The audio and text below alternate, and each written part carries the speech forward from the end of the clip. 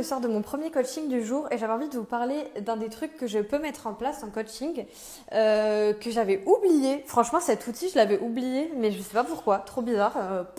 Bon, et je voulais vous en parler si vous voulez le tester vous-même. Alors après, c'est pas mal de le faire en séance, mais c'est possible de se faire des auto-ancrages, ça s'appelle.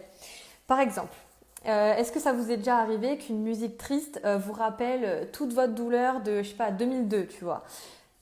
Je donne un exemple, mais évidemment, il y a des musiques qui peuvent nous rappeler des choses ou des pièces qui nous rappellent des choses. On peut faire pareil, mais avec tout ce qui est positif. C'est-à-dire les émotions agréables. Si vous vivez des émotions fortes, qu'il y a des situations où vous n'arrivez pas à gérer, vous pouvez utiliser des ancrages. Je vais vous montrer quel est mon ancrage si vous voulez prendre exemple ou essayer. Et puis, vous retrouvez ça de suite. Du coup, alors moi, mon ancrage, c'est ce geste. Donc après, à vous de trouver, hein, vous pouvez faire mais tout et n'importe quoi. Moi, c'est ce geste. Et je le fais sur les deux mains en serrant très fort. Et en fait, ce geste, je l'ai associé en prenant le temps. Donc, je vous donne un exemple. Par exemple, quand j'ai réussi mon examen de coach, et la coach qui m'a d'ailleurs fait passer l'examen était adorable, m'a super encouragée et tout. Et ça m'a tellement mis dans une émotion forte, positive, que j'ai utilisé ce moment pour placer un ancrage. Donc après la séance, avec cette dame, j'ai fermé les yeux, j'ai fait ça pendant très longtemps et j'ai essayé de repenser à mon émotion forte jusqu'à l'accentuer le plus possible. Donc ça, c'est un des trucs que j'ai fait et maintenant, quand je fais ça, j'ai directement l'image de cette femme et de cette séance qui s'est trop bien passée. Donc ça, c'est un ancrage. Après, je m'en suis servie aussi pour ma conférence, donc je l'ai associé aussi à ma conférence. C'est-à-dire que je me rappelle le moment où j'ai fait ma conférence, que j'étais en transe et que c'était ouf.